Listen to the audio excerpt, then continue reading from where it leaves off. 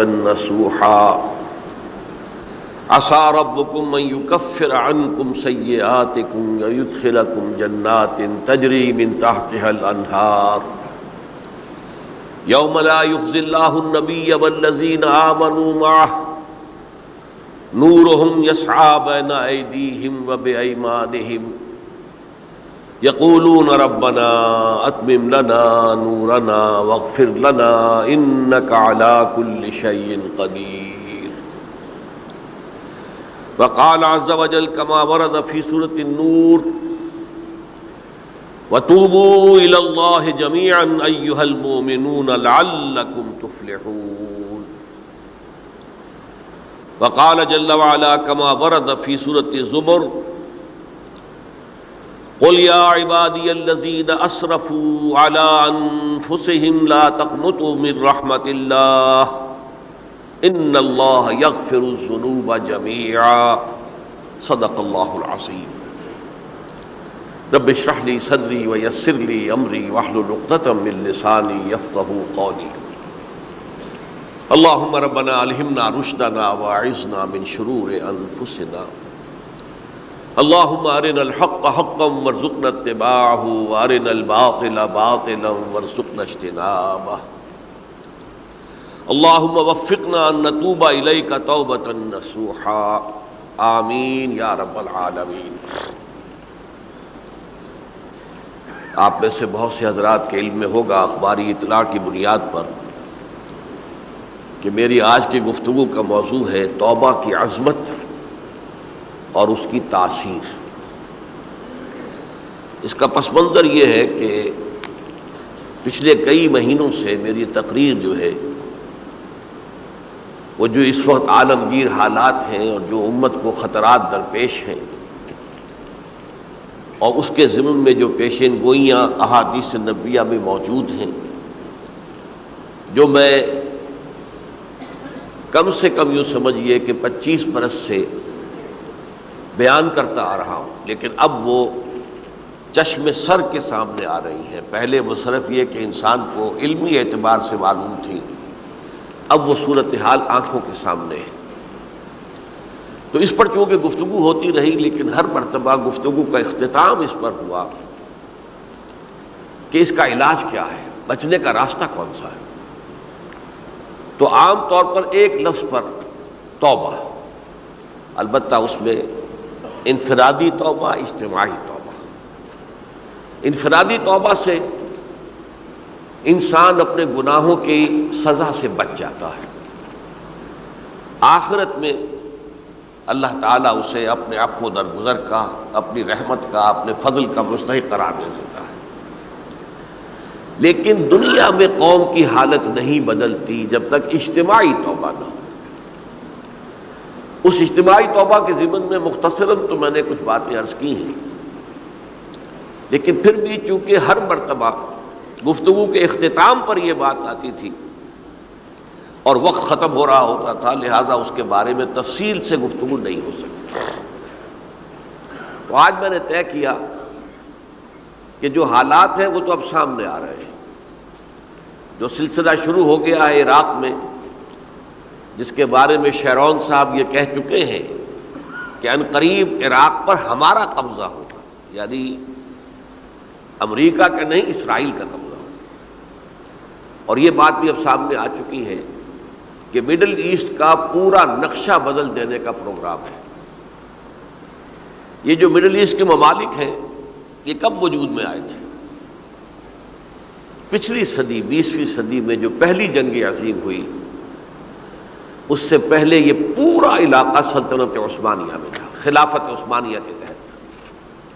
پورا شمالی افریقہ، پورا یہ مغربی ایشیا، حجاز سمیت سارا معاملہ ایک سلطنت، ایک ملک، خلافت کے تحت. پہلی جنگ عظیم کے بعد پھر حصے بکھرے کیے انہوں نے، جیسے کہ مال غنیمت کو بیٹھ کر بعد میں تقسیم کیا جاتا ہے کہ اس عالم عرب کے جو ہیں اب ٹکڑے ٹکڑے کر دو اور انہیں باہم تقسیم کر دو. مصر، عراق یہ برطانیہ، شام، الجزائر یہ فرانس کا، لیبیا اطالویوں کا، آگے ہسپانویوں کا۔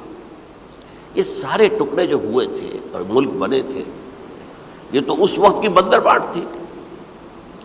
اسی طرح اب کہا جا رہا ہے کہ اس جنگ کے بعد حقیقت میں مڈل ایسٹ کا نقشہ تبدیل کر دیا جائے گا۔ یہ صرف چینج آف ریجیم نہیں ہے، چینج آف ریجن ہے، علاقے کا۔ اور اس کو ہم اپنی اصطلاح میں جب کہیں گے تو گویا کہ ایک عظیم تر اسرائیل کے قیام کا منصوبہ ہے جس پر عمل کا آغاز ہو گیا، ورنہ اس جنگ کی کوئی وجہ سمجھ میں نہیں آتی۔ کوئی جرم ثابت نہیں ہوا صدام کا۔ پہلی خلیج کی جنگ میں تو اس کا جرم ثابت تھا، اس نے کویت پر حملہ کیا تھا۔ اس وقت تو کوئی جرم سرے سے ہے ہی نہیں۔ ان کے اپنے معائنہ انسپیکٹر جا کر بتاتے رہے کہ کچھ نہیں دیکھا ہم نے، وہاں کچھ نہیں پایا۔ اس حوالے سے سوچئے کہ کیا جواز، کوئی جواز پوری دنیا میں یہ بات تسلیم کی جاتی ہے کہ بلا جواز حملہ ہے، اور کس قدر شدت سے ہے، کتنی طاقت سے ہے، کتنی قوت سے ہے، کتنی فوجیں آئی ہیں، کتنے جو ہے خلیج کے اندر جہاز کھڑے ہوئے ہیں جن پر سے کہ ہوائی جہاز اڑتے ہیں، کتنے چھوٹے چھوٹے جہاز کھڑے ہوئے ہیں، کہاں کہاں سے حملے ہو رہے ہیں۔ تو اصل میں وہ کتاب الملاحم کے اندر حضور نے جن خبروں کی پیشن گوئی کی تھی وہ اب ہمارے سامنے ہے۔ اسی طرح پاکستان کا معاملہ ہوتے ہوتے رفتہ رفتہ ہمارے گرد گھیرا تنگ ہو رہا ہے۔ ہم پر ایک الزام تو وہ کہتے ہیں کہ آپ چاہے لاکھ دفعہ قسم کھا لیں ہم نہیں مانیں گے، شمالی کوریا کو ایٹمی صلاحیت جو ہے وہ آپ نے فراہم کی، ہمارے پاس ثبوت ہے۔ اس کے بدلے میں ان سے میزائل ٹیکنالوجی آپ نے لی ہے، ہمارے پاس ثبوت ہے۔ اور آپ کشمیر میں کراس بارڈر انفلٹریشن اور ٹیررزم کو روک نہیں سکے، آپ نے نہیں روکا ہے۔ اور یہ جو ہے فنڈامنٹلسٹ جو ہیں آپ کے ملک میں سر اٹھا رہے ہیں، 2 صوبوں میں ان کی حکومتیں بن گئی ہیں، اس سے تو اندیشہ ہے کہ کہیں ایٹمی صلاحیت جو ہے آپ کی وہ ان کے ہاتھ میں نہ چلی جائے، پھر تو وہ القاعدہ اور ٹیررسٹ کے حوالے پہنچ جائے گی۔ لہٰذا حالات جو ہیں بہت دگرگوں ہیں، اور یہی وجہ ہے کہ اس کا عکس ہمیں نظر آتا ہے بھارت کا جو طرز عمل ہے اس وقت، جس طرح تھریٹننگ انداز اس کا اس وقت ہے، اتنا اس سے پہلے کبھی نہیں تھا۔ وہ کہتے ہیں کہ جو اصول امریکہ نے اختیار کیا ہے کہ جس ملک سے مستقبل میں کوئی اندیشہ ہے اس پر پہلے سے حملہ کرنے کا حق حاصل ہے ہمیں، یہ نہیں کہ اس کا کوئی جرم ثابت ہو، ہمیں اندیشہ ہے لہذا ہمیں حملہ کرنے کا حق حاصل ہے، تو اسی طرح پھر ہمیں بھی پاکستان کے اوپر حملہ کرنے کا حق حاصل ہے۔ بہرحال میں ان میں اب زیادہ وقت صرف نہیں کرنا چاہتا، یہ چیزیں تو اب رائٹنگ آن دی وال کی حیثیت سے ہماری نگاہوں کے سامنے ہیں۔ آج میں چاہتا ہوں کہ اس توبہ کے موضوع پر کچھ عرض کروں، اور اس میں بھی ایک خاص بات جس کی طرف کہ میرا ذہن حال ہی میں منتقل ہوا ہے، وہ آج اس میں یوں سمجھیے کہ اضافی طور پر آپ کے سامنے رکھوں گا۔ دیکھیے، توبہ کے بارے میں قرآن مجید میں بے شمار آیات ہیں، اور توبہ جو ہے ہماری دینی تعلیمات کا ایک اہم ستون ہے۔ میں نے ابھی صرف 3 مقامات سے آیات آپ کو سنائی ہے۔ یا ایھا الذین آمنوا توبوا الی اللہ توبۃ نصوحا، اہل ایمان اللہ کی جناب میں توبہ کرو خلوص کے ساتھ، اخلاص کے ساتھ۔ توبۃ النصوح، زبانی کلامی نہیں، توبہ کی تسبیح نہیں، بالفعل توبہ۔ عسیٰ ربکم ان یکفر عنکم سیئاتکم، امید ہے تمہارا رب تمہاری برائیوں کو تم سے دور کر دے گا۔ یہ توبہ کی تاثیر ہے۔ اگر آپ کے اخلاق اور کردار میں کوئی غلط شے شامل تھی، اللہ تعالیٰ آپ کے کردار کے دامن کو دھو دے گا، اور آپ کے اعمال نامے میں اگر دھبے لگے ہوئے تھے تو اللہ تعالیٰ ان دھبوں کو بھی دھو ڈالے گا۔ عسیٰ ربکم ان یکفر عنکم سیئاتکم ویدخلکم جنات تجری من تحتہا الانہار، اور تمہیں داخل کرے گا ان باغات میں جن کے دامن میں ندیاں بہتی ہوں گی۔ یوم لا یخزی اللہ النبی والذین آمنوا معہ، وہ دن جس دن اللہ تعالیٰ اپنے نبی کو رسوا نہیں کرے گا، معاذ اللہ ثم معاذ اللہ، اور نبی کے ساتھ ہی ان کو بھی کہ جو ان کے ساتھ ایمان لائے۔ نورہم یسعی بینہم بین ایدیہم و بایمانہم، ان کا نور ان کے سامنے طرف اور داہنی طرف دوڑتا ہوا ہوگا۔ نور ایمان قلب سے پھوٹ رہا ہوگا اور وہ سامنے روشنی ڈالے گا، اور نور اعمال صالحہ داہنے ہاتھ کی طرف سے چونکہ عمل کرتے ہیں نیک ہم، تو وہاں سے نور ظاہر ہوگا جو دنیا میں اعمال کی شکل میں کمایا گیا تھا۔ اور اس وقت یہ اہل ایمان کہتے ہوں گے، یقولون ربنا اتمم لنا نورنا واغفر لنا، اے اللہ ہمارے نور کو کامل فرما دے۔ اس کا پس منظر یہ ہے کہ ظاہر بات ہے کہ ایمان کے درجات بھی بے شمار ہیں۔ کہاں ابو بکر صدیق کا ایمان، کہاں ایک عام صحابی کا ایمان، کہاں ہم جیسے غیر صحابہ عام مسلمانوں کا ایمان، کہ نسبت خاک رابع عالم پاک، اسی نسبت سے اس نور کی انٹینسٹی ہوگی۔ حضور نے فرمایا کچھ لوگوں کا نور تو اتنا ہوگا کہ وہ مدینے سے صنعاء تک اس کی روشنی پہنچ رہی ہوگی، یمن کے دارالحکومت تک، اور کچھ لوگوں کا نور اتنا ہوگا کہ صرف ان کے قدموں کے آگے روشنی ہو جائے گی، جیسے ٹارچ ہوتی ہے آپ کے آگے۔ تو ظاہر بات ہے کہ اگر آپ کو رات کے وقت جنگل سے گزرنا ہو اور پگڈنڈی ہو کوئی اور اندھیری شب ہو، تو آپ کے لیے وہ ٹارچ بھی کس قدر بڑی غنیمت ہے کہ آدمی دیکھ لیتا ہے کہ سامنے سانپ ہے، کیا ہے، گڑھا ہے، کھائی ہے، کیا ہے۔ تو اس روز جن کو وہ ٹارچ نصیب ہو گئی وہ بھی بہت خوش قسمت، بہت خوش قسمت، بہت خوش قسمت ہوں گے۔ لیکن ان کا کیا کہنا جن کا نور مدینے سے صنعاء تک پہنچ رہا ہو۔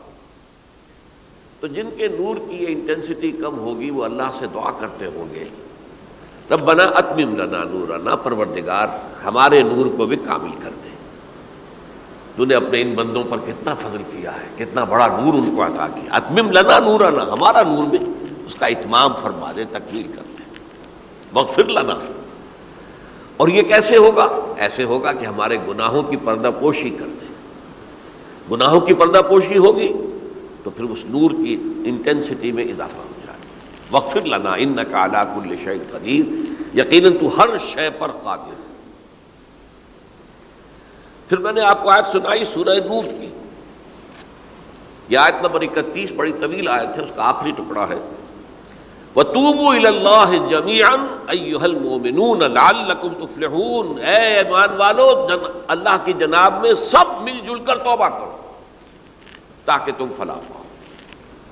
یہ گویا کہ اجتماعی توبہ کا جو میں نے آپ کے سامنے اصطلاح بیان کی ہے، یہ اس کا نقشہ ہے۔ اور ایک اور آیت جو میں نے آپ کو سنائی سورہ زمر کی آیت نمبر 53، بعض لوگوں پر کچھ مایوسی طاری ہو جاتی ہے، ہم اتنے عرصے سے گناہ کرتے چلے آ رہے ہیں، کیسے معافی ہوگی، کیسے ممکن ہے، کیسے چھٹکارا ملے گا؟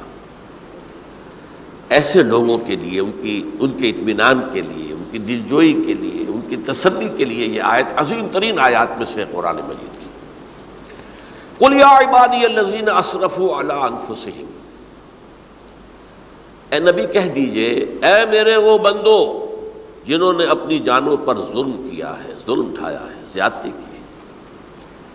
تم اگر گناہ کرتے رہے ہو تو اپنی جان پر ظلم کیا ہے، میرا تو کچھ نہیں بگاڑا، اللہ تو غنی ہے، اس کی تو سلطنت میں کوئی کمی نہیں آتی۔ ایک حدیث قدسی میں الفاظ آئے ہیں، میرے بندو اگر تم سب کے سب، اولکم و آخرکم و انسکم و جنکم، تمام انس و جن اور اولین سے لے کر آخرین تک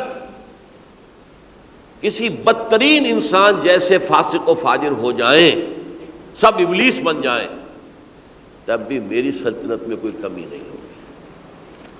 اور اگر تم سب کے سب اولین و آخرین اور انس اور جن سب مل کر جو متقی ترین انسان ہو سکتا ہے ویسے بن جاؤ، ابو بکر صدیق بن جاؤ، تب بھی میری سلطنت میں کوئی اضافہ نہیں ہوگا۔ تو اللہ تعالیٰ کا تو کچھ بگڑتا نہیں ہے، انسان گناہ کرتا ہے تو اپنا نقصان کرتا ہے۔ قل یا عبادی الذین اسرفوا علی انفسہم، کہہ دیجئے اے نبی، اے میرے وہ بندو جنہوں نے اپنی جانوں پر ظلم کیا ہے، ستم کیا ہے، ظلم ڈھایا ہے، لا تقنطوا من رحمت اللہ۔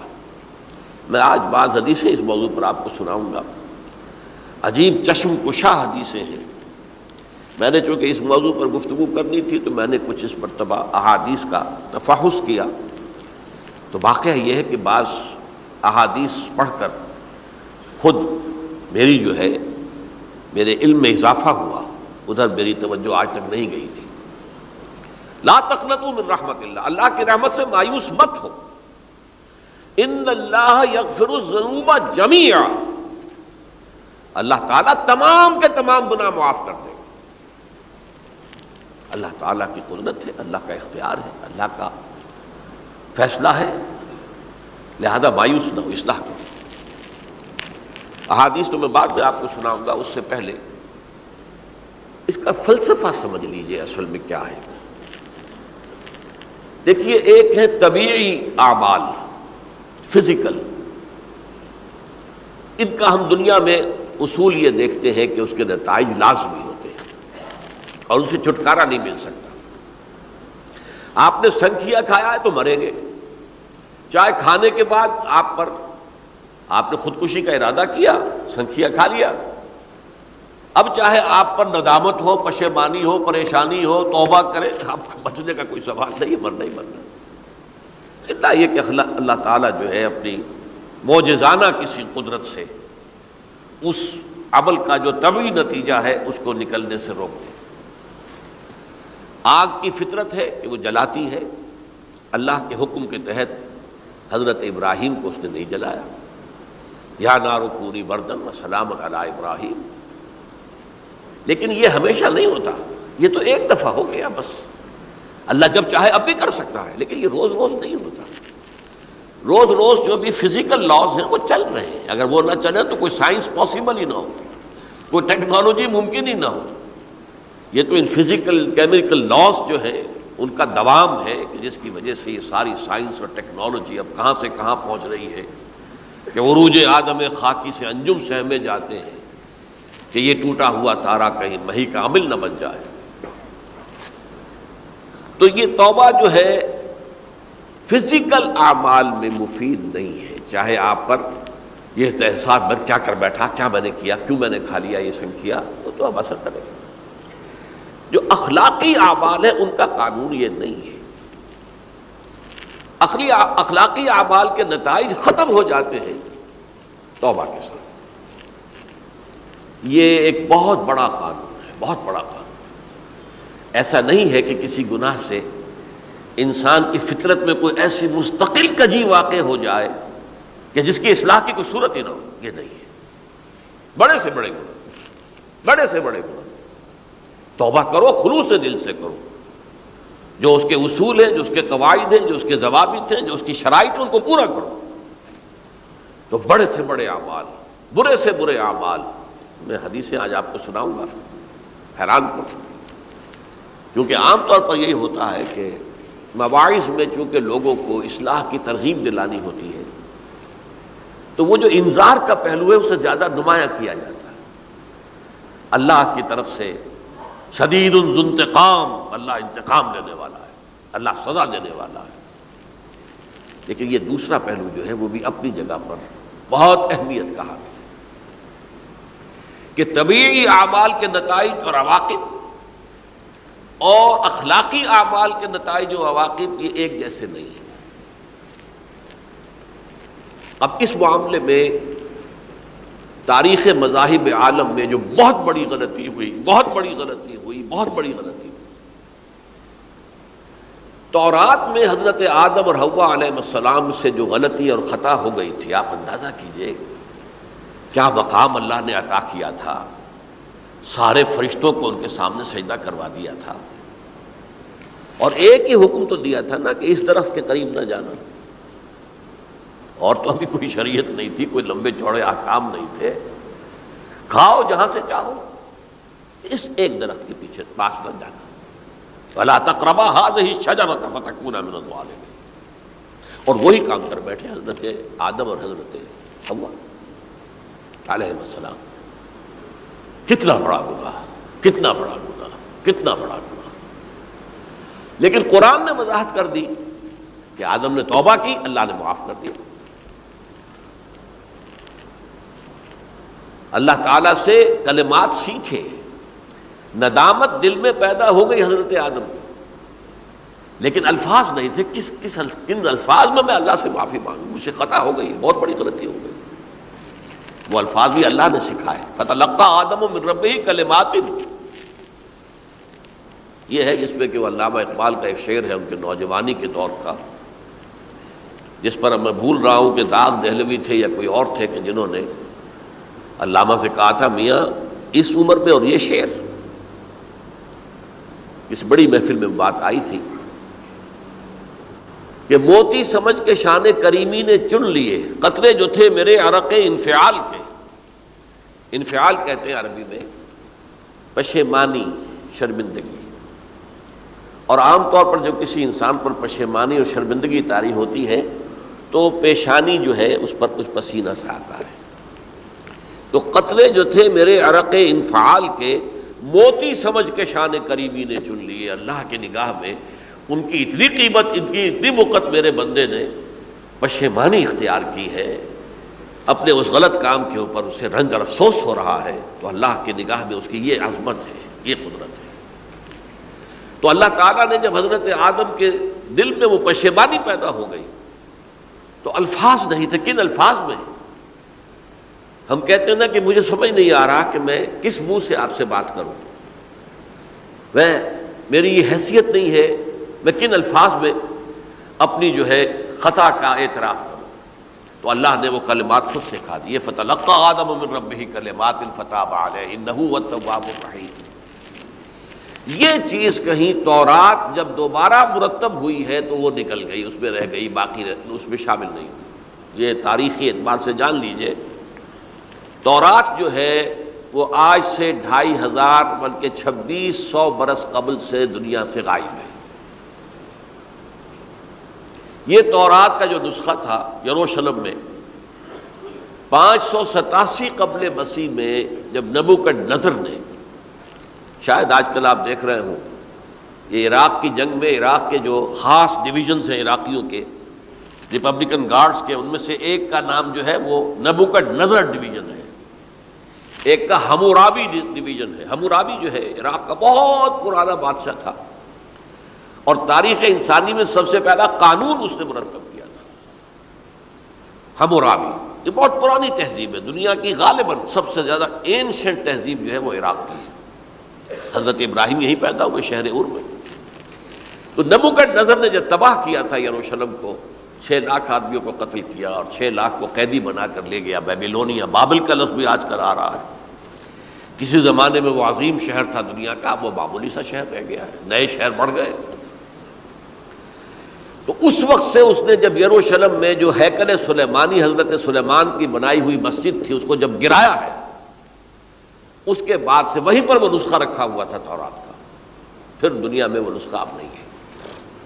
یہودیوں کا کہنا ہے کہ موجود ہے مسجد اقصی کے نیچے، وہ جب اس نے گرایا تھا تو جو نیچے تہخانے تھے وہ نہیں گرے تھے، وہ محفوظ رہتے، اوپر ملبہ آ گیا، اور وہیں پر وہ تورات اور وہ تابوت سکینہ جس میں حضرت موسیٰ کا عصا بھی رکھا ہوا ہے اور بہت سے وہ من اور سلوہ کے بھی کچھ نمونے رکھے ہوئے ہیں، وہ تابوت سکینہ اس کا قرآن مجید میں سورہ بقرہ میں ذکر ہے، وہ بھی موجود ہے۔ اور جو ربائی وہاں اس وقت تھے ان کے علماء، ان کی لاشیں بھی وہاں پڑی ہوئی ہیں، وہ جب ہم کھدائی کریں گے تو دنیا میں سامنے آ جائے گی۔ لیکن بہرحال اس وقت جو مجھے کہنا تھا وہ یہ کہ چونکہ اصل تورات اس وقت گم ہو گئی، 150 سال کے بعد اسے پھر یادداشتوں سے کچھ مرتب کیا گیا تو اس میں غلطیاں پیدا ہو گئی، اب انسانی یادداشت کا معاملہ آ گیا۔ انہی میں سے ایک بڑی غلطی یہ ہوئی، اومیشن یہ ہوئی کہ حضرت آدم نے جو توبہ کی اور اللہ نے قبول فرما لیا، اس کا ذکر اس میں نہیں۔ اس سے نتیجہ عیسائیوں نے کیا اختیار کیا کہ وہ اوریجنل سن کہتے ہیں اسے، وہ جو ابتدائی گناہ تھا عظیم جو ہمارے جد امجد آدم سے سرزد ہوا تھا، اس گناہ کا اثر جو بھی بچہ نسل آدم میں پیدا ہوتا ہے وہ لے کر آتا ہے۔ یہ زمین و آسمان کا فرق ہے۔ اسلام کے نزدیک ہر بچہ جو پیدا ہوتا ہے وہ معصوم ہے، بلکہ مسلم ہے۔ کل مولود یولد علی الفطرہ، جو بھی بچہ پیدا ہوتا ہے وہ فطرت اسلام پر پیدا ہوتا ہے۔ فَأَبَوَاهُ يُهَوِّدَانِهِ أَوْ يُمَجِّسَانِهِ أَوْ يُنَصِّرَانِهِ، یہ تو والدین ہیں اس کے جو اسے مجوسی یا عیسائی یا یہودی بنا لیتے ہیں، ورنہ وہ تو مسلمان ہوتا ہے، فطرت کی کلین سلیٹ لے کر آتا ہے۔ عیسائیت کہتی ہے کہ ہر انسان جو پیدا ہوتا ہے بنیادی طور پر گناہ گار ہے، اپنے جد امجد کے گناہ کا بوجھ لے کر آ رہا ہے۔ اب اس کا علاج انہوں نے پھر کیا تجویز کیا، یہ ہے کہ ایک غلطی پر دوسری غلطی اور دوسری پر تیسری غلطی، خشت اول چون حد معمار کج، تاثریہ بھی رود دیوار کج۔ اب اللہ نے جب دیکھا اب تو ہر بندہ جو ہے آدم کی اولاد کا بنیادی طور پر پیدائشی طور پر گناہ گار ہے، تو اب کیا کیا جائے؟ تو اللہ نے اپنا اکلوتا بیٹا، صلبی بیٹا مسیح یسوع اسے زمین پر بھیجا۔ یہ الفاظ میرے ہیں کہ اسے قربانی کا بکرا بنا کر اور ان سب کی طرف سے قبول کر لیا، گناہ گاروں کی طرف سے، کہ ان کے گناہ کا کفارہ ہو جائے گا جو عیسیٰ کو مان لے۔ یہ عقیدہ ہے عیسائیت کا۔ جڑ کیا ہے کہ گناہ ہو گیا تو گناہ کا اثر تو رہے گا۔ قرآن یہ کہتا نہیں، اللہ دھو دیتا ہے، تمہاری سیرت و کردار کے اوپر بھی جو داغ ہیں دھل جائیں گے، اور تمہارے نامہ اعمال میں جو دھبے ہیں وہ بھی دھل جائیں گے۔ توبہ کرو، توبوا الی اللہ توبۃ نصوحا، کرو وہ توبہ کے جو بالکل خلوص دل کے ساتھ ہو۔ اب میں ذرا آپ کو کچھ احادیث سنانا چاہتا ہوں۔ ایک طرح کا یہ تبشیر کا پہلو ہے آج ہماری گفتگو میں کہ جو نمایاں ہوگا۔ یہ بعض احادیث تو چھوٹی چھوٹی ہیں اور یہ بہت مرتبہ میری گفتگو میں آ چکی ہیں، صرف اس وقت حوالہ دے کر گزر جاؤں گا۔ یہ ترمذی اور ابن ماجہ میں حضرت انس ابن مالک رضی اللہ تعالی عنہ سے روایت ہے، حضور نے فرمایا کل بنی آدم خطاؤون وخیر الخطائین التوابون، تمام بنی آدم خطا کار ہیں، خطا کار بھی نہیں، بہت خطا کار ہیں، بہت خطا کار ہیں، لیکن ان خطا کاروں میں بہتر لوگ وہ ہیں کہ جو خوب توبہ کرتے ہیں۔ غلطی ہو گئی توبہ کر لو۔ اور ایک اور حدیث میں آپ کو بتاؤں گا کہ یہ نہیں ہے کہ پھر کبھی وہ غلطی نہ ہو، اس وقت آپ یہ لگا لیں اپنے اوپر یہ کام میں نے نہیں کرنا، اور ایک دفعہ وہ کام چھوڑ دیں تو توبہ ہو گئی۔ پھر اگر کچھ عرصے کے بعد پھر کہیں آپ جذبات کی رو میں بہہ گئے، پھر کہیں کوئی برے اثرات جو ہے وہ پڑے، پھر غلطی، کوئی بات نہیں، پھر توبہ کرو، پھر ہو گیا پھر توبہ کرو۔ تواب اسی لیے کہا بار بار بار بار بار بار توبہ کرنے والے۔ تو کل بنی آدم خطاؤون وخیر الخطائین التوابون۔ دوسری حدیث یہ بھی ابن ماجہ اور بہقی میں ہے، حضرت عبداللہ ابن مسعود رضی اللہ تعالی عنہ، التائب من الذنب کمن لا ذنب له، گناہ سے توبہ کرنے والا ایسے ہے جیسے اس نے کبھی گناہ کیا ہی نہیں۔ دھل جاتی ہے، تختی دھل گئی، بچے نے تختی لکھی تھی اس کو دھو دیا، ختم ہو گئی۔ ایک حدیث تو پڑھ کر میں بھی چونکا، یہ اصل میں اسلوب ہے بیان کا، بتانے کے لیے کہ تمہارے دلوں کے اندر مایوسی کا غلبہ نہ ہو جائے۔ مایوس اصل میں جو ہے مایوسی یہ ابلیسیت ہے، نوٹ کر لیجئے اس کو۔ مایوسی ابلیسیت کی کا عکس ہے۔ مبلس کہتے کسے؟ جو مایوس ہو گیا۔ ابلیس سب سے بڑھ کر مایوس جو ہے وہ ابلیس ہے، اسے معلوم ہے میرا چھٹکارا تو نہیں ہے، لہذا میں جتنوں کو اپنے ساتھ لے کر جہنم میں جھونک دوں یہی میری کمائی ہے، میں نے تو بچنا نہیں۔ تو ابلیس کہتی ہے اس کو جو انتہائی مایوس، مبلس، جو رحمت خدا بندی سے مایوس ہو چکا۔ اب اس کو دور کرنے کے لیے حدیث سنیے، اور یہ حدیث مسلم شریف کی ہے، صحیحین کے اندر، حضرت ابو ہریرہ سے۔ حضور فرماتے ہیں والذی نفسی بیدہ، قسم ہے اس ذات کی جس کے ہاتھ میں میری جان ہے، لو لم تذنبوا، اگر تم لوگ گناہ نہ کرتے، لذهب اللہ بکم، تو اللہ تعالیٰ تمہیں لے جاتا کہیں اور، وَلَجَاءَ بِقَوْمٍ يُذْنِبُونَ، اور پھر کسی ایسی مخلوق کو پیدا کرتا ہے جو گناہ کرتے، فَيَسْتَغْفِرُوا اللہ، اور پھر وہ اللہ سے استغفار کرتے اور توبہ کرتے فَيَغْفِرُ لَهُمْ، اور اللہ تعالیٰ انہیں معاف کر دیتا۔ تو میں نے عرض کیا کہ یہ بعض چیزیں ہوتی ہیں کہ جن کا واقع سے کوئی تعلق نہیں ہوتا، لیکن ایک زور بیان کے لیے، ایک بات کو ایمفیسائز کرنے کے لیے، جیسے قرآن مجید میں آتا ہے، اے نبی کہہ دو ان کان للرحمن ولد فانا اول العابدین، اگر اللہ کا کوئی بیٹا ہو تو میں سب سے پہلے میں اس کو پوجوں گا۔ جب میں اللہ کو پوجتا ہوں تو اللہ کا اگر کوئی بیٹا ہوتا تو کیا میں اسے نہ پوچھتا؟ لیکن نہیں ہے۔ اب یہ نہیں ہے، نفی کے لیے زور دیا کہ اگر اللہ کا کوئی بیٹا ہوتا، لو کان للرحمن ولد فانا اول العابدین۔ اسی طرح یہ ہے کہ اگر انسان گناہ نہ کرتے اور گناہ کے بعد توبہ کر کے اللہ تعالیٰ کی شان غفاری کا ظہور نہ ہوتا، یعنی یہ بھی ایک عجیب فلسفے کی بات ہے، اللہ نے یہ کائنات کیوں پیدا کی؟ قرآن مجید میں اس کو براہ راست ایڈریس نہیں کیا گیا اس مسئلے کو، میرے علم کی حد تک۔ ہو سکتا ہے کہیں بہت خفی انداز میں ہو اور ابھی تک میری نگاہ سے بھی جو ہے وہ چھپا رہ گیا، ہو سکتا ہے قرآن مجید کے غامض نکات ایسے ہو سکتے ہیں۔ کوئی شخص، میں تو کہتا ہوں کہ اگر کوئی شخص کہتا ہے، میرے بارے میں ایک عالم دین نے کہہ دیا تھا کہ اسے قرآن پر بڑا عبور حاصل ہے، تو میں نے انہیں پیغام پہنچایا، جن صاحب نے مجھے ان کا یہ جملہ سنایا تھا کہ آپ نے قرآن کی توہین کی ہے، قرآن پر عبور کسی انسان کو نہیں ہو سکتا۔ عبور کا مفہوم کیا ہے؟ دریا کے دو کنارے ہیں، آپ اس کنارے سے اس کنارے چلے گئے تو آپ نے عبور کیا دریا۔ قرآن کے کنارے ہیں ہی نہیں، لا پیدا کنار۔ لہذا یہ کہہ دینا کسی کے بارے میں کہ قرآن مجید، اب انہوں نے تو ایک طرح سے میری تعریف کی تھی، میرے ایک ساتھی سے جملہ کہا تھا، ان کے وہ عزیز تھے، تو گویا کہ وہ جو میری تنظیم میں تھے ان کو خوش کرنے کے لیے کہہ دیا ہو یا جو بھی ہو، ان کے دلی جذبات ہو سکتا ہے کہ میں نے کہا انہیں یہ میرا پیغام پہنچا دیجیے، آپ نے قرآن کی توہین کی ہے۔ قرآن پر عبور کسے ہو سکتا ہے؟ نہ معلوم کتنے مقامات ہیں کہ جہاں امام راضی بھی کھڑے ہوئے ایسے نظر آتے ہیں، دہشت زدہ، اعلم ان ھذا المقام مقام غامض مہیب عمیق، ہوشیار کے رہ بردم تیغست قدم را، ہوشیار ہو جاؤ، یہ بڑا خطرناک مقام ہے، بہت مشکل مقام ہے، اس کے تہ تک پہنچنا کسی کے لیے ممکن نہیں ہے۔ سورہ حدید کی آیت هو الاول والآخر والظاہر والباطن پر یہ الفاظ ہیں جو امام راضی نے لکھے۔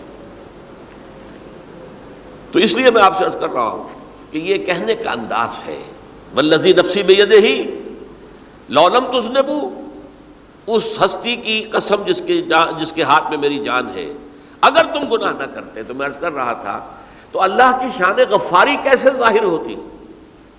اللہ نے کائنات کیوں پیدا کی؟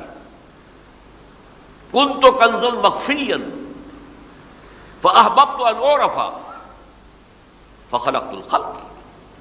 محدثین کرام اگرچہ اس حدیث کی سند کو پختہ نہیں مانتے، لیکن اکثر مفسرین نے اس کو تسلیم کیا ہے۔ علامہ آلوسی نے تسلیم کیا کہ میں ایک چھپے ہوئے خزانے کے مانند تھا۔ اب خزانہ کہیں پڑا ہے، اس کا کیا حاصل کیا ہے؟ وہ تو کہیں کھلے، کسی کے پاس جائے، کوئی اسے فائدہ اٹھائے تب تو کوئی فائدہ ہوا نا۔ تو کنت کنزا مخفیا، میرے اندر طاقت تھی، قوت تھی، خلاقی تھی، میری شان ساری میرے اندر ہی اندر تھی نا۔ کنت کنزا مخفیا فاحببت ان اعرف، تو میں نے یہ چاہا کہ مجھے پہچانا جائے۔ فخلقت الخلق، تو میں نے خلق کی تخلیق کی ہے، اب مجھے پہچانو اس کائنات کے ذریعے سے، یہ میری تخلیق ہے، آؤ دیکھو۔ ایک مصور اپنی تصویروں کی نمائش لگا، دیکھو میرے شاہکار، آؤ دیکھو، یہ میرے فن کے کمال کے نمونے، آؤ دیکھو۔ تو یہ ہے سب، دیکھو زمین آسمان، ان فی خلق السماوات والارض واختلاف اللیل والنہار والفلک التی تجری فی البحر بما ینفع الناس وما انزل اللہ من السماء من ماء فاحیا بہ الارض من بعد موتها۔ یہ ساری آیات ہیں، غور کرو۔ اور اسی لیے انسان کو پیدا کیا جس میں یہ فیکلٹی آف اپریسیشن، اللہ کے حسن و جمال و کمال کو پہچاننے کی صلاحیت ہے۔ ورنہ ظاہر بات ہے کہ یہ جمادات کیا پہچانیں گے اللہ کو؟ یہ پہاڑ کیا پہچانے گا اللہ کو؟ اللہ کو پہچاننے کی صلاحیت انسان میں ہے۔ تو یہ چونکہ ایک فلسفہ ہے باقاعدہ، یہ اللہ نے تعالیٰ، اسی سے میں کہہ رہا ہوں اگر گناہ نہ ہوتا اور پھر توبہ نہ ہوتی اور میں اس کو معاف نہ کرتا تو میری شان غفاری کا ظہور کیسے ہوتا؟ میری شان ہے نا، غفار بھی ہوں، ستار بھی ہوں، اس کا ظہور کیسے ہوتا؟ تو والذی نفسی بیدہ لو لم تذنبوا لذهب اللہ بکم ولجاء بقوم یذنبون فیستغفروا اللہ فیغفر لهم۔ اگر تم لوگ گناہ نہ کرتے تو اللہ تمہیں ختم کر کے کوئی اور ایسی مخلوق پیدا کرتا کہ جو گناہ کرے اور پھر وہ توبہ کرے اور اللہ اسے معاف کرے۔ اسی سے ملتی جلتی ایک حدیث ہے، یہ امام احمد اور امام بہقی لائے ہیں اور اس کے راوی حضرت علی ہے رضی اللہ تعالی عنہ۔ ان اللہ یحب العبد المؤمن المفتن التواب، اللہ تعالیٰ کو بہت محبت ہے، یحب۔ اب دیکھیے ایک طرف وہ آیات ذہن میں لائیے، اللہ تعالیٰ کن سے محبت کرتا ہے؟ واللہ یحب المحسنین، یا وہ لوگ ان اللہ یحب الذین یقاتلون فی سبیلہ صفا کانہم بنیان مرصوص، اللہ محبت کرتا ہے اپنے ان بندوں سے جو اس کی راہ میں جنگ کرتے ہیں صفے باندھ کر، گویا سیسا پلائی ہوئی دیوار ہے۔ یہ ہے مثبت کام، نیک کام، محسنین، اللہ کی راہ میں قتال کرنے والے۔ یہاں اس کے برعکس کہا جا رہا ہے ان اللہ یحب، اللہ تعالیٰ محبت کرتا ہے اپنے اس بندے سے، العبد المؤمن، جو مومن ہو۔ اس کی ایک اور بڑی پیاری حدیث آئے گی، المفتن التواب، جو بہت فتنوں میں مبتلا ہو جاتا ہو اور پھر بہت توبہ کرتا ہو، مفتن التواب، لیکن ساتھ ہی پلٹتا ہو، رجوع کرتا ہو، پھر اللہ کے حضور میں حاضر ہوتا ہو، پھر معافی مانگتا ہو۔ اللہ تعالیٰ کو اپنا ایسا بندہ بہت پسند ہے۔ اب میں کچھ اور حدیثیں آپ کو سنا رہا ہوں۔ توبہ کا دروازہ دو اعتبارات سے کہا گیا ہے کہ ایک وقت آنے پر بند ہو جاتا ہے۔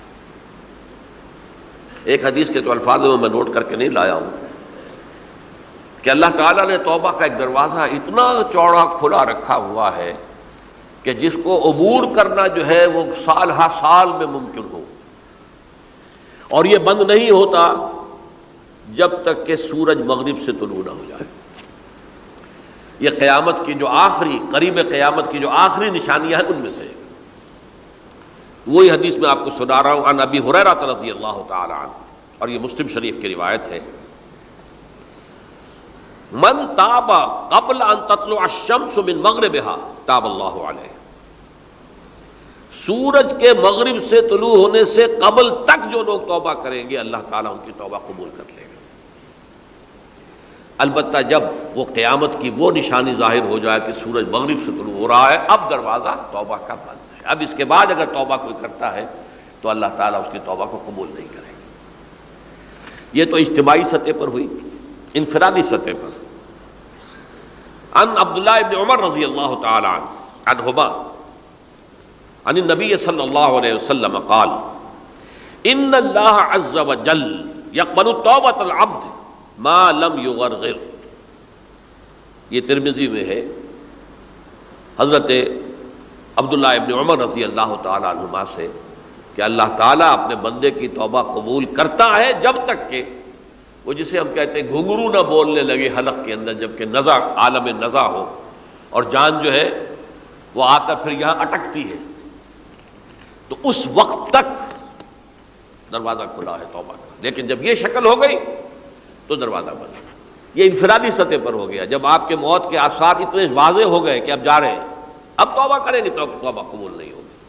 اجتماعی سطح پر جب قیامت جو ہے اس کی وہ گھڑی آ گئی کہ سورج مغرب سے طلوع ہو گیا، اب توبہ کا دروازہ بند۔ ایک اور حدیث ہے جو میں نے بہت مرتبہ اس کا ترجمہ تو آپ کو بہت دفعہ سنایا ہے، آج میں چاہتا ہوں اس کو پورے متن کے ساتھ آپ کے سامنے رکھوں۔ یہ حضرت انس بن مالک رضی اللہ تعالیٰ عنہ سے مروی روایت ہے، جو حضور کے خادم خاص تھے، اور یہ متفق علیہ بھی ہے، یعنی بخاری میں بھی ہے، مسلم میں بھی ہے، لیکن تھوڑا سا فرق ہے الفاظ کا۔ تو جو مسلم شریف کی روایت ہے اس کے الفاظ کیا ہے؟ للہ اشد فرحا بتوبۃ عبدہ حین یتوب الیہ، جان لو اللہ تعالیٰ کو زیادہ خوشی ہوتی ہے اپنے کسی گناہ گار بندے کی توبہ سے جب کہ وہ توبہ کرتا ہے۔ کس سے زیادہ ہوتی ہے؟ اب اس کی ایک تمثیل دی، من احدکم، ایک ایسے شخص سے بھی زیادہ بڑھ کر خوشی ہوتی ہے، کان علی راحلتہ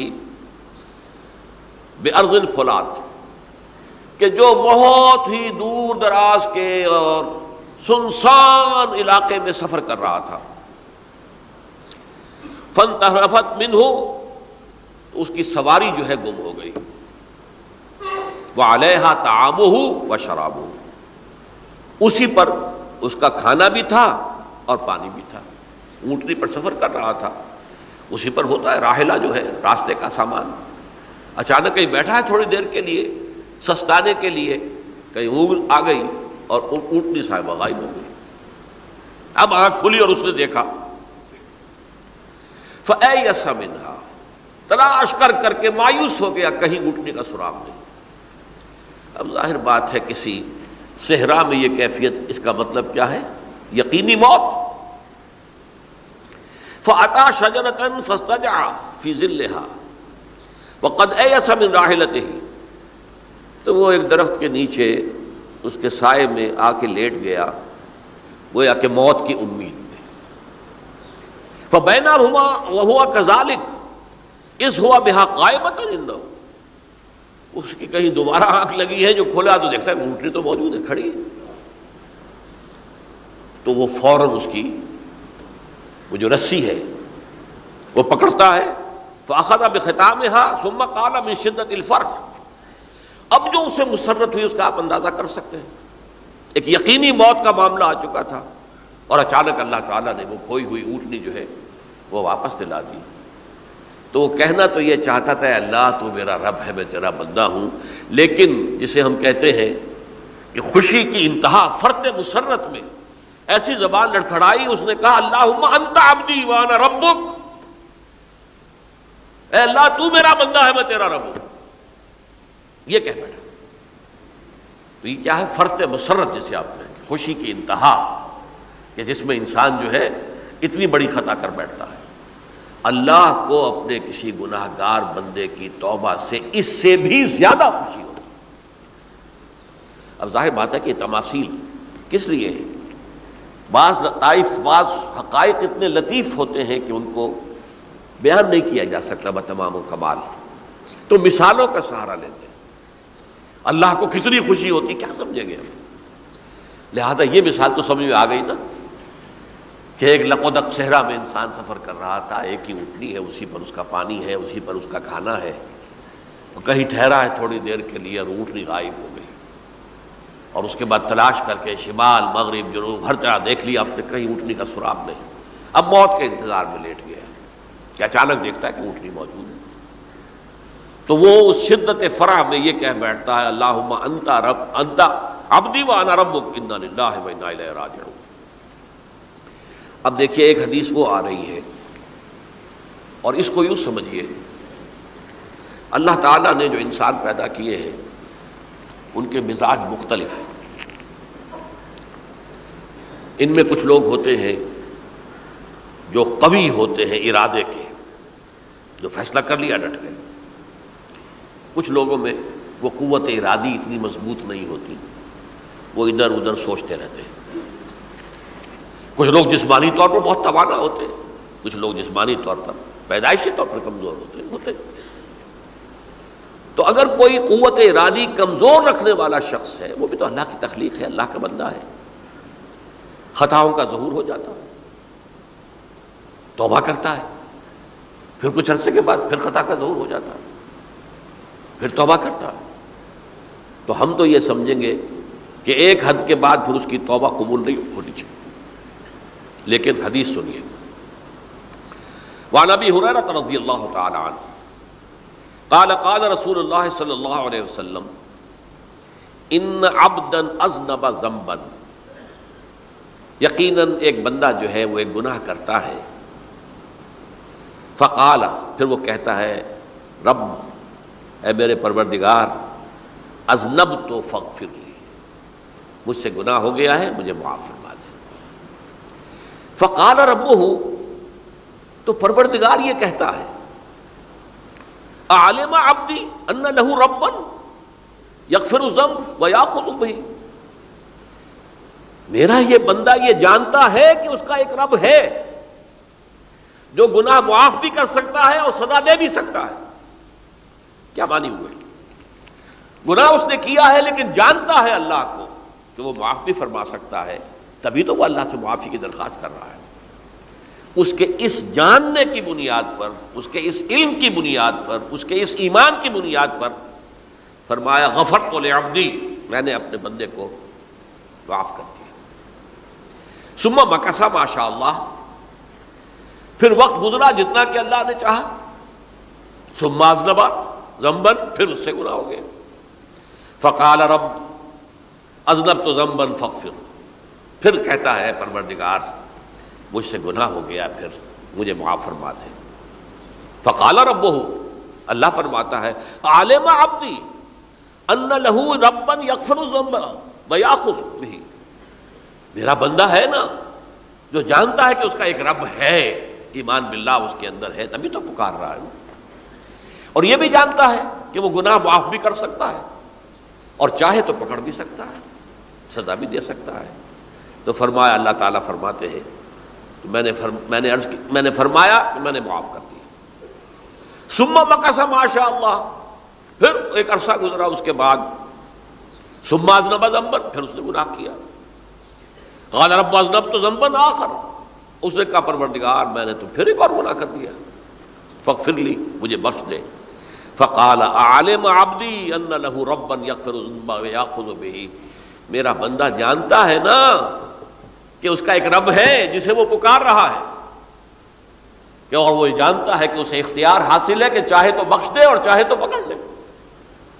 اس کے اس علم، اس ایمان کی بنیاد پر میں نے اسے معاف کر دیا۔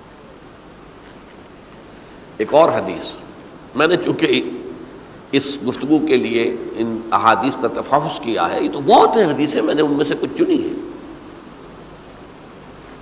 ہمارے بعض واعظ ناصح وہ بھی کسی شخص کو روکتے رہے، برائیوں سے روکتے رہے، نہیں رکتا،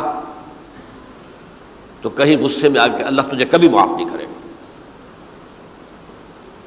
یہ کتنا بڑا جرم ہے، اس کا اندازہ کیجئے اس حدیث سے۔ تم میرے بندے کو میری رحمت سے مایوس کر رہے ہیں،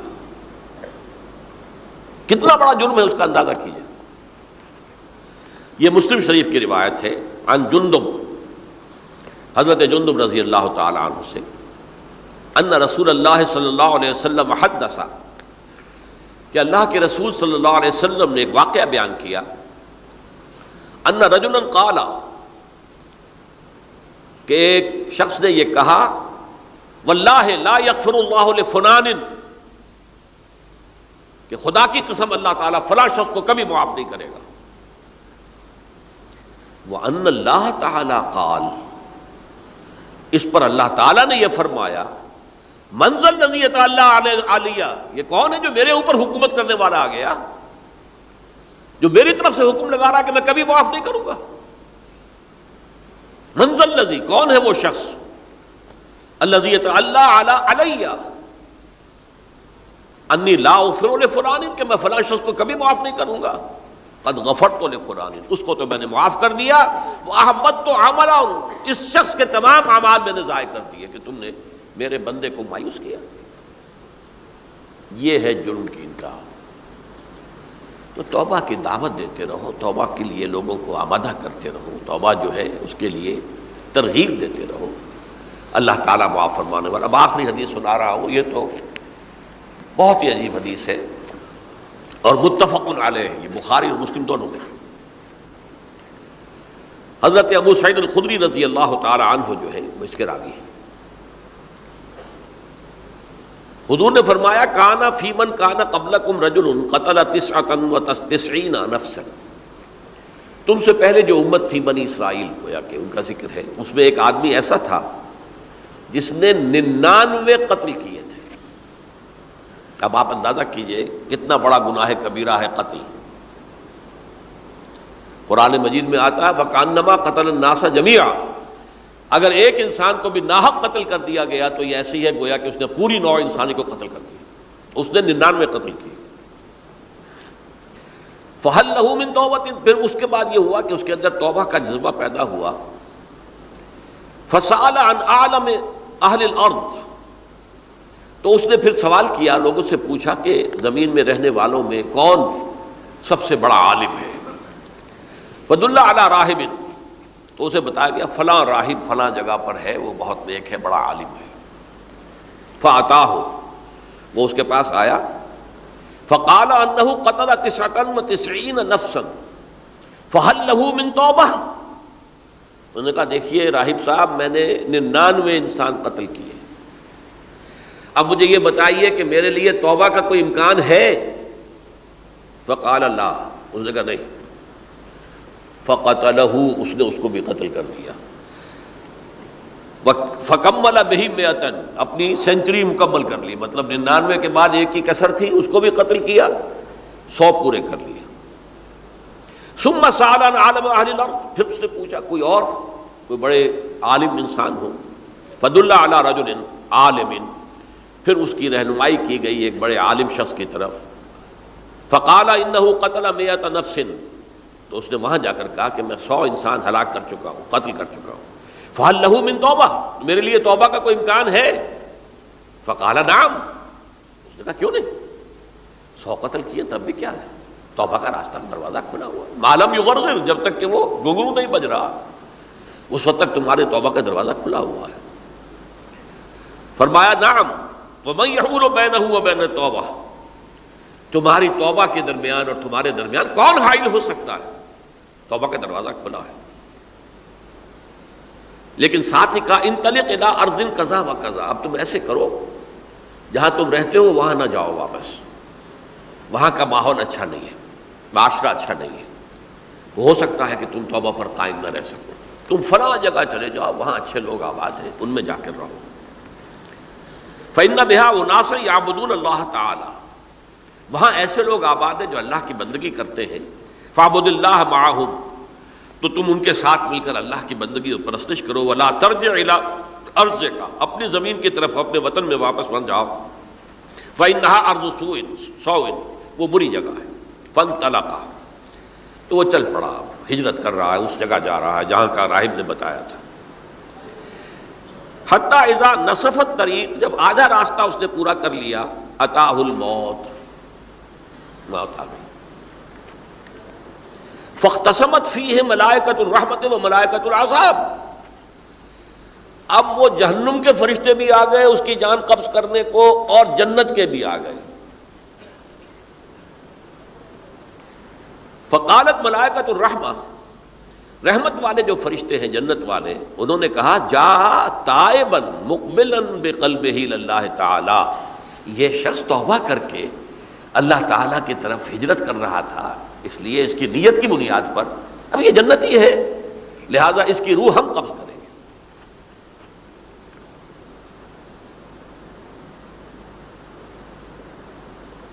وقالت الملائکۃ العذاب، اور وہ جو عذاب والے فرشتے ہیں وہ کہیں گے انہ لم یعمل خیرا قط، اس نے توبہ کے بعد کوئی نیک عمل تو کیا ہی نہیں، تو کس بنیاد پر اس کو تم جنت میں لے جاؤ گے، اس کو تو دوزخ میں جانا چاہیے. فَأَتَاهُ مَلَكٌ فِي صُورَةٍ آدمی، تو ان کے پاس اللہ نے ایک اور فرشتے کو بھیج دیا آدمی انسانی شکل کے اندر. فَجَعَلُوهُ بَيْنَهُمْ، تو ان فرشتوں نے کہا بھائی ہمارا فیصلہ کرا دو، اس کی روح ہم لینا چاہتے ہیں یا ہم لینا چاہتے ہیں. انہیں حکم بنا لیا. فَقَالَ قِيسُوا مَا بَيْنَ الْأَرْضَيْنِ فَإِلَىٰ أَيَّتِهِمَا كَانَ أَقْرَبُ، کہ تم فاصلہ ناپ لو جہاں سے وہ چلا ہے اور جہاں جا رہا تھا اور یہاں اس کی موت ہو رہی ہے، تو کون سا فاصلہ زیادہ ہے. جب ناپا گیا، بلکہ ایک حدیث میں آتا ہے کہ اس پر اللہ نے زمین کو جو ہے حکم دے دیا، ایک طرف والی زمین تو سکڑ جا، دوسری والی جو ہے تو پھیل جا، تاکہ وہ جو جدھر جو جا رہا تھا وہ زیادہ قریب ہو جائے بنسبت اس کے کہ جہاں سے وہ چلا تھا. تو اس فیصلے پر پھر جو فرشتے تھے جو کہ رحمت کے فرشتے تھے، وہ اس بندے کو لے گئے جنت کے اندر۔ یہ ہے توبہ کی عظمت اور اس کی تاثیر۔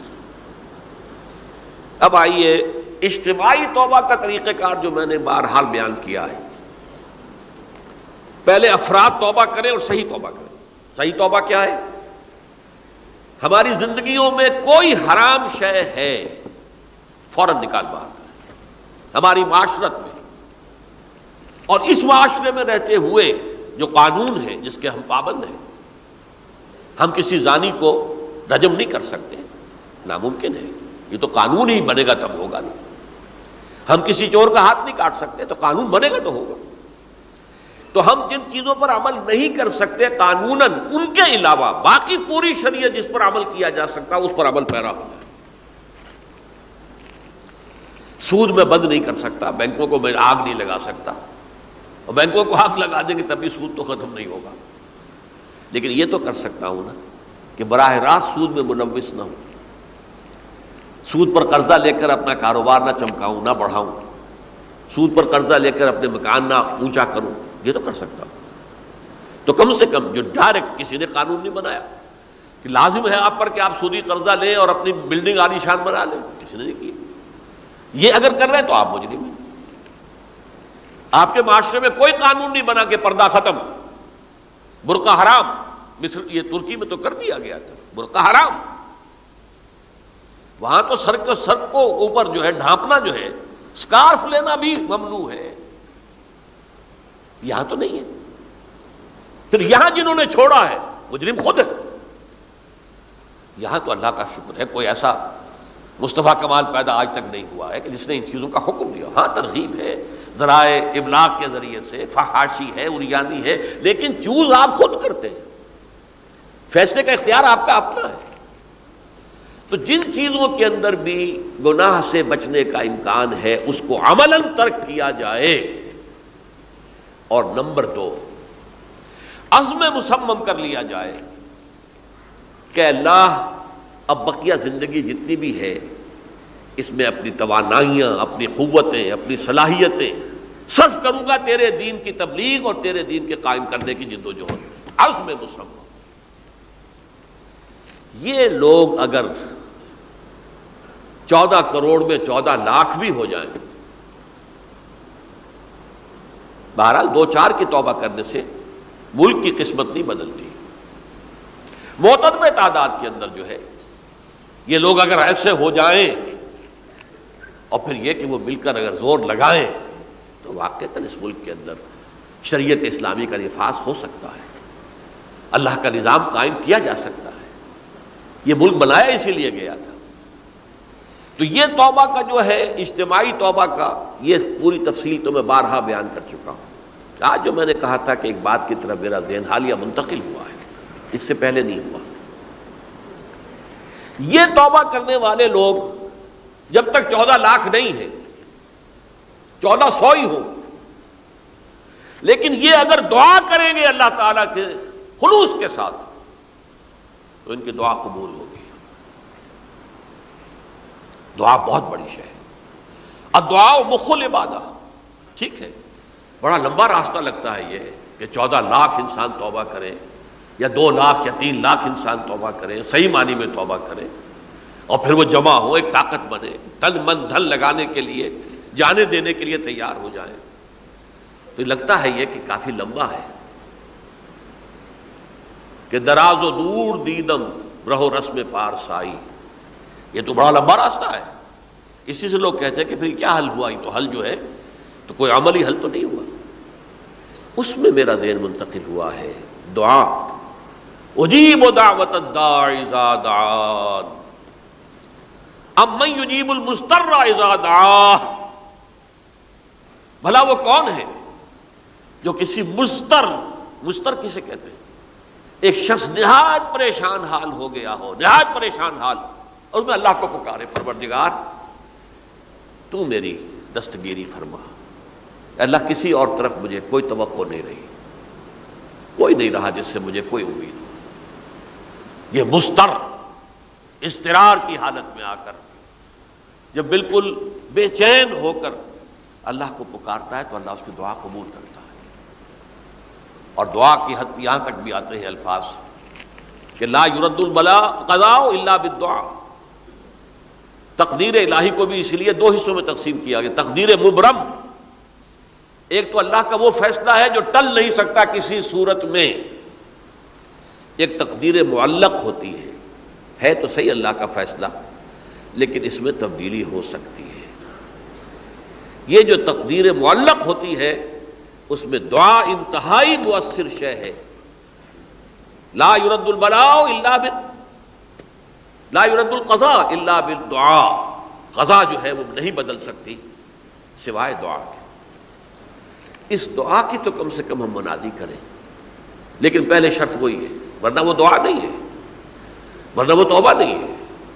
توبہ صحیح ہو، حرام سے اپنے وجود کو، اپنے گھر کو پاک کریں، اس کے بغیر کچھ نہیں.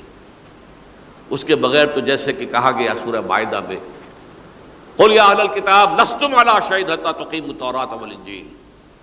اے نبی ان سے کہہ دیجئے اے اہل کتاب تمہاری کوئی حیثیت اللہ کی نگاہوں میں نہیں ہے، تمہاری کوئی دعا اللہ کے ہاں قابل پذیرائی نہیں ہے جب تک کہ تم تورات اور انجیل کو قائم نہیں کرتے. لہذا دعائیں تو نہ بنو. 30 لاکھ آدمی جو ہے حج کے موقع پر کیسی کیسی دعائیں مانگتے ہیں. کہاں جا رہی ہیں دعائیں؟ کہاں ہیں ان کی قبولیت کے آثار؟ توبہ صحیح ہو. اور توبہ کے بارے میں آج میں نے امکانی حد تک آپ کے سامنے آج ترغیب و تشویق کا پہلو رکھا ہے. مایوسی، اس کو کہا بھی جاتا ہے مایوسی کفر ہے. اور میں نے آپ سے کہا آج کہ لا تقنطوا من رحمت اللہ ان اللہ یغفر الذنوب جميعا. 99 قتل کیے ہوں، 100 قتل کیے ہوں، تب بھی توبہ کرو گے تو اللہ توبہ قبول فرمائے گا. اور کس شان کے ساتھ قبول فرمائے گا اس حدیث کے اندر آیا، متفق علیہ حدیث صحیح بخاری اور صحیح مسلم کے اندر ہے. تو اگر ہم اس توبہ کی منادی کریں نمبر 1، اور جو لوگ توبہ کریں صحیح معنی میں، ایک طرف تو وہ جد و جہد شروع کر دیں اللہ کے دین کے قائم کرنے کی جد و جہد، اس میں پیچھے نہ رہیں، لیکن اس اثناء میں جو دعائیں وہ کریں گے اللہ تو نے یہ ملک ہمیں عطا کیا تھا، ہم نے اپنے زور بازو سے اسے نہیں حاصل کیا، یہ سلطنت خدا داد پاکستان ہے، اور اے اللہ اے خاص ہے خاصان رسول وقت دعا ہے، امت پہ تیری آ کیا جب وقت پڑا ہے.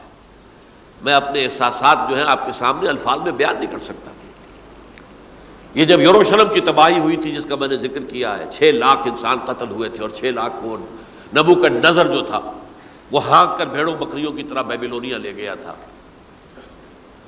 اس سے پہلے کتنے ہی نبی اہل کتاب کے وہ کہتے رہے تھے کہ ہوش کرو توبہ کر لو. بلکہ ایک جگہ کے الفاظ یہ ہیں درخت کی جڑ پر کلہاڑا رکھا جا چکا ہے، اب بھی ہوش میں آ جاؤ. ہوش میں نہیں آئے. دنیا پرستی جو بھی ان کے نفس پرستی جو بھی ان کے اوپر مسلط ہو چکی تھی اس نے انہیں توبہ نہیں کرنے دی. تباہی و بربادی ہو گئی. آج ہماری نگاہوں کے سامنے عراق کے ساتھ کیا ہو رہا ہے، بغیر اس کے کہ کوئی جرم ہو سکا، بغیر اس کے. ہم تو بڑے بڑے جرم کر چکے ہیں ان کی نگاہ میں. نان پرولیفریشن ٹریٹی جو ہے اس کے خلاف ہمارا عمل جا رہا ہے پوری دنیا کے اندر. ان کا کہ ہم اس کو ایٹمی صلاحیت کو نہیں پھیلنے دیں گے. وہ ایک خاص وقت میں افغانستان میں انہیں ہماری ضرورت تھی اپنے اصل دشمن USSR اپنے مقابل کی طاقت کو ختم کرنے کے لیے. اس وقت انہوں نے اپنا منہ جو ہے پھیر لیا تھا، نہیں دیکھا تھا، اور ہمارے ہاں اللہ کی یہ رحمت آ گئی کہ ایٹمک صلاحیت بھی حاصل ہو گئی. اور پوری دنیا میں شاہ عبداللہ نے کہا تھا، پرنس عبداللہ نے، کہ یہ آپ کا نہیں ہے. یہ جو نواز شریف صاحب سے جب اس کا ہم نے دھماکہ کیا ہے، یہ بم آپ کا نہیں ہے، یہ پوری امت مسلمہ کا بم ہے. کیسے یہ برداشت کر سکتے ہیں یہودی اور یہودیوں کے اعلی کار عیسائی، خاص طور پر پروٹیسٹنٹس، ویسپ، وائٹ اینگلو سیکسن پروٹیسٹنٹس؟ ناممکن. تو سمجھ لیجئے کہ پاکستان کی جڑوں پر بھی تیشہ رکھا جا چکا. یہ میرے احساسات کی اس سے کم میں تعبیر ہو نہیں سکتی، لیکن اب بھی امکان ہے، اب بھی امکان ہے، اب بھی امکان ہے. توبہ کرو، توبہ کراؤ، مل جل کر طاقت بنو، کوشش کرو کہ یہاں اسلام کا نظام آ جائے. اور اس اسنا میں بھی دعا کرو اللہ تعالیٰ سے کہ اللہ ہمیں مہلت عطا فرما دے، ہمیں کچھ اور مہلت عطا فرما دے، اے اللہ ہمیں کچھ اور مہلت عطا فرما دے۔ بارک اللہ لی ولکم فی القرآن العظیم ونفعنی وإیاکم بالآیات